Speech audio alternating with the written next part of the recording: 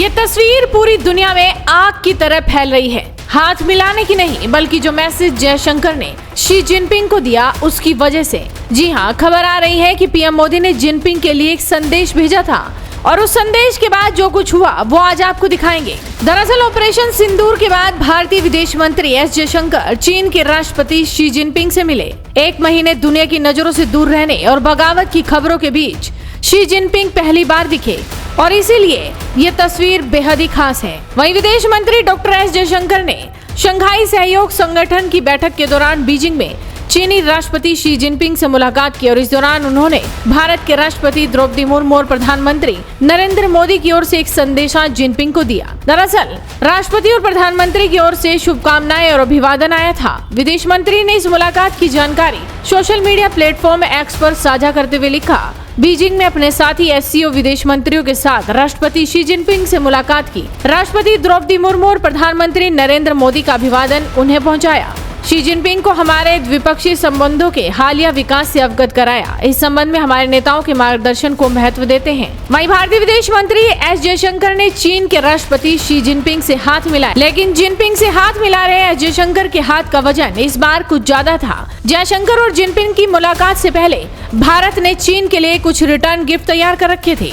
जो return gift दिए गए हैं उन्हें देखकर आपको अंदाजा लग जाएगा कि इस बार जयशंकर किस ताकत के साथ जिनपिंग से मिले हैं। इन रिटर्न गिफ्ट्स के बारे में आपको आगे बताएंगे, लेकिन पहले इस तस्वीर को ध्यान से एक बार फिर से देख लीजिए। दरअसल भारत और चीन के बीच चल रही अघोषित कोल्ड वार के बीच विदेश मंत्रियों की एससीओ बैठक में हिस्सा लेने के लिए एस जयशंकर चीन पहुंचे थे। यहीं पर एस जयशंकर की मुलाकात चीन के राष्ट्रपति शी जिनपिंग से हुई। जिनपिंग पिछले एक महीने से दुनिया की नजरों से गायब थे, उन्हें किसी ने नहीं देखा था। खबरें थी कि जिनपिंग के तख्ता पलट की तैयारियां चल रही हैं, लेकिन अचानक जिनपिंग सामने आए और विदेश मंत्री एस जयशंकर से हाथ मिला लिया। कुछ एक्सपर्ट्स का मानना है कि जिनपिंग जयशंकर से मिले, दुनिया के सामने आए, इसका ये मतलब बिल्कुल नहीं है कि उनके खिलाफ जो बगावत चल रही थी वो खत्म हो गई है। हो सकता है कि इस तरह की खबरों को दबाने के लिए ही जिनपिंग को सामने लाया गया हो। चीन में कुछ भी हो सकता है। बहरहाल जिनपिंग का आगे क्या होगा वो कुछ ही दिनों में पता चल जाएगा, लेकिन एस जयशंकर और जिनपिंग की मुलाकात से पहले एक बड़ा खेल हो गया।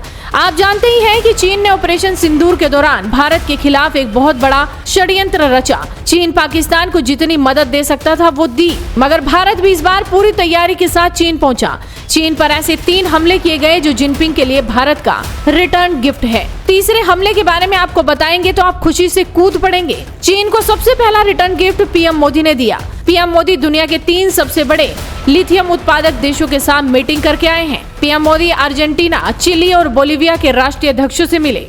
बता दें कि अर्जेंटीना, चिली और बोलीविया मिलकर एक लिथियम ट्रायंगल बनाते हैं। इन तीनों देशों के पास दुनिया का 60% लिथियम भंडार है। अभी तक तो भारत लिथियम के लिए चीन पर निर्भर है, लेकिन भारत अब लिथियम के लिए चीन की तरफ देखेगा भी नहीं। चीन को दूसरा रिटर्न गिफ्ट तिब्बत के धर्मगुरु दलाई लामा के जन्म दिवस के दिन दिया गया। दलाई लामा चीन की सबसे बड़ी दुखती रग है। तिब्बत और दलाई लामा पर कोई भी बयान दे दे तो चीन पागल हो जाता है, लेकिन पीएम मोदी ने दलाई लामा को जन्मदिन की बधाई दी।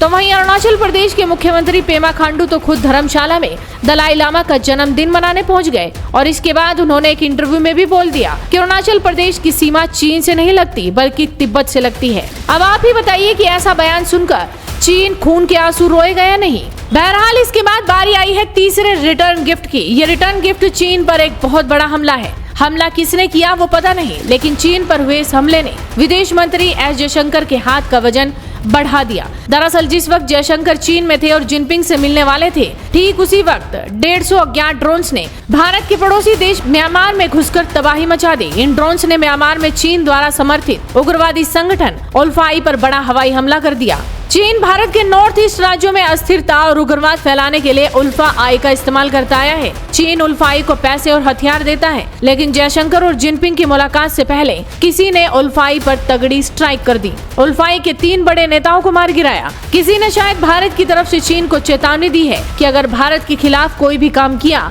तो हर बार जवाब अब एयर स्ट्राइक से दिया जाएगा। अब आप बताइए कि विदेश मंत्री एस जयशंकर तो 2 रिटर्न गिफ्ट लेकर गए थे, लेकिन तीसरा रिटर्न गिफ्ट किसी ने अपने आप ही भारत के हाथों में रख दिया। वीडियो को शेयर कीजिए और जुड़े रहिए हेडलाइंस इंडिया के साथ।